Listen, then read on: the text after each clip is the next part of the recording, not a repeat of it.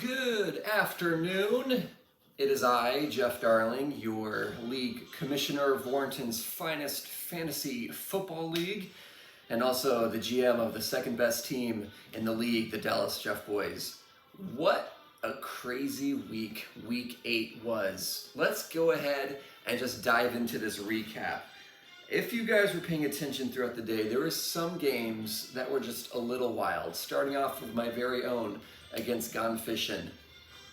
At the beginning of the season, after 4 weeks, Gone Fishin', Dallas Jeff Boys, two of the top teams, both 4-0. Since that point, Matt had lost 3 in a row. I had lost 2 of 3.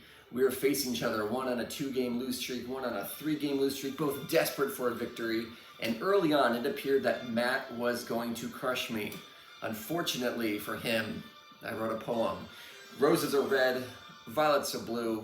Matt scored 150.1. I scored 173.2. And which is crazy. I mean, that's just the way that fantasy works. I think I mentioned this last week, where you could have the game of your life. However, if the other person has the game of their life, and that's a better life than yours, then your life is no good anymore. I'm not saying your life's not good anymore, Matt, but that was a heartbreaker. To score 150, that was your highest points scored total of the season by like 30, and you lose. I'm very sorry, although I'm not, because now I have a win streak of 1, and you unfortunately are highlighted here. See that L4? 4 games in a row.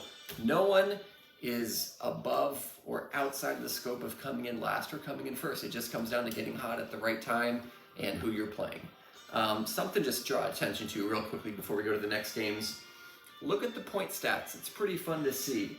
Sean, 1,003 points with only 742 against. Brandon, coincidentally, what are the odds? 1,003 points against him with the lowest of 692 points scored.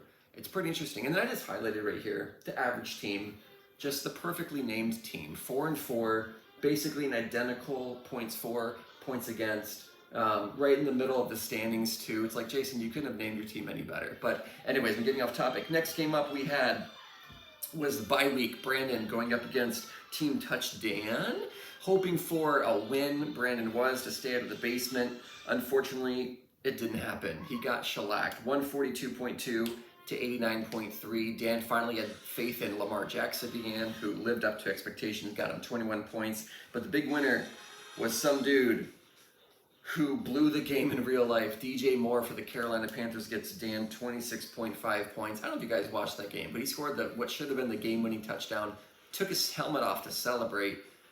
They get pushed back for the extra point, miss it, go to overtime, the kicker shanks it, and they end up losing. So at least you're not that guy when you lost, Brandon. At least no one on national television is ever going to see this video. Just maybe 6 people. Anyway, moving on to the next one. The Wanakee Squirrel Salads were riding the hottest win streak in the league, going up against your pretty average team, and it was just a pretty ho-hum kind of day. There was a chance going into the final game for Jason to pull it out with Dominique Peoples-Jones on Cleveland, who did score 10 points, but unfortunately it just wasn't enough, and Jason falls to Greg 96.9 to 88.36. That's putting Greg into sole possession of first place. He has won 6 games in a row after starting 1-1. Oddly, last week he didn't do a taunting video, and I haven't seen one yet this week. So Greg, you getting nervous now that you're at the top? You don't want to make people too angry because you're going on a win streak? Well, buckle up, buddy.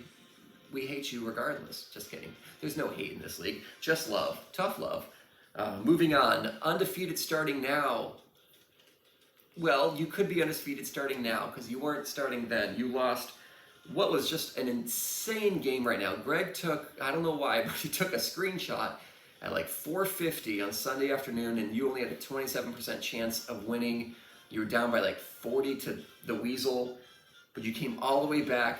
You had a lead going in the final 4 minutes of the Monday night game, and unfortunately for you, the Bengals get a garbage time touchdown. You lose 129.5 to 127.9, a 2-point margin of defeat.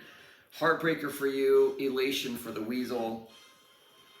Crazy game, crazy game. Both of you guys had fantastic weeks, but there can only be one winner. What happens if we all have the same score. Like, what if it came down to the decimal, the same score? I'll have to look at the league rules for that one. Moving on, Just Cruising going against my sister team, Queen. This one also came down to the Monday night game. There was a chance for the Queen if Joe Mixon could do some kicks and some booty, which he didn't. So unfortunately, this one fell through your fingers like, I don't know, what's a good analogy? Like a fantasy football league that you could have won that didn't happen. That's a terrible analogy. Anyways, Hannah, you lose 112.2 to 107.18, but keep up the good work. That was a close one, both of you. And where did that put you guys in the standings? It tied you guys 3-5 and 3-5. There's still a chance. Like I said, Gone Fishing was up here. He's down here. Team Queen used to be down here. Now you're up to here. So anything can happen. The last game of the week, rounding out, was what looked to be a heavyweight primetime special. And just like the primetime games in the NFL this year, it was kind of a dud. Mike fell to Uncle Touchdown 129.14 to 66.92. Kind of not the greatest showing. And if you look at the bench, Mike, you had a ton of points that were left on the bench. They outscored, I think, your regular team. If you had switched everyone that you had started with the bench players, would you have won? I don't know. I didn't major in mathematicians. That's not even the right word, so I'm not the right guy to consult on this. But if you did the math, maybe don't do the math. Maybe it's better not to know. Maybe it's better just to know that Sean scored a lot of points again, which makes him our points total leader. So that's your recap for week 8. Let's go ahead and look forward to week 9. Watch your bye weeks, folks, when you're doing the draft. This guy just so happened to have 6 people that are on bye week this week. And they're all people that I start normally. So this is going to be a doozy. I'm going up against Team Midnight, and right now I'm slotted to lose 89 to 105.9, but that's because Keenan Allen is questionable. So he's giving me 0 right now, but he may play. But I'll keep an eye on that, and we'll see what happens. Hopefully he plays, because I don't have anyone that I can drop off my bench. And, maybe just take an L. That's just maybe what's going to happen. So moving on, Team Touch Dan going against Gone Fishing. Both are desperate for a win. Dan has climbed up to 3-5, winning a 1-game win streak, which isn't really a streak, it's just 1 in a row. And Gone Fishing is very desperate for a win, does not want to fall below 400. Right now it's slotted.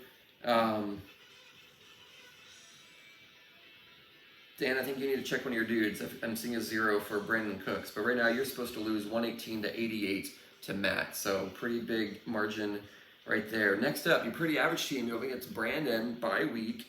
Jason slotted to win 106 to 100. So that's a very close one. Brandon could just humiliate Jason by losing to Brandon. That happened to me, so it stings. It stings worse than you may ever know. Next up, the Weasel going against Greg, the Squirrel Salads. One thing, Greg, I've learned to spell the word squirrel because I've had to write it a few times, and that's a tricky word. It's kind of like sheriff. I never know if it's 2 F's and 2 R's or 1 R and 2 F's, and as I'm saying that right now, I can't remember. I think it's 1 R and 2 F's, sheriff. So the Squirrel Sheriff would be very difficult for me to spell, so that could be your team name next year. Anyway, right now, the projection, Greg winning 93.9 to 91.5, but who knows? Anything could happen, because it looks like the Weasel has a running back that is not playing as his starter. So if he changes that, you may be in trouble, Greg. Next up, Team Queen against Undefeated starting now. Both, again, desperate for a victory. Team Queen right now projected to win 113.1 to 104.9. A couple interesting matchups here. Something to call to attention is Michael is playing Taylor Heineke as his starting quarterback. Let's see if that pays off. Although Washington is winning a 3-game win streak in real life and is 4-4. Who would have seen that coming? NFC East, surprisingly, or maybe not surprisingly, strong division. Best in the NFL. Pretty cool to see. The last matchup of the week is Uncle Touchdown going against Just Cruising. Oh, how exciting. Can the people, the trade that will go down in infamy, although Jamar Chase is out. But can Carlos have revenge? Can he say, whoa, and Sean be like, you agreed, and trades. Interesting tidbit. Let me just pull this up. Right now, projected, I don't think Carlos, you haven't changed your quarterback yet. Dak is not going to play. He's on a bye week. But right now, you're projected to lose 110 to 79.3. The last thing that I want to call attention to is, I don't know if I can see it on my phone. I was looking on, Well, I can't see, but I was looking at my computer and I was looking at the transaction counter.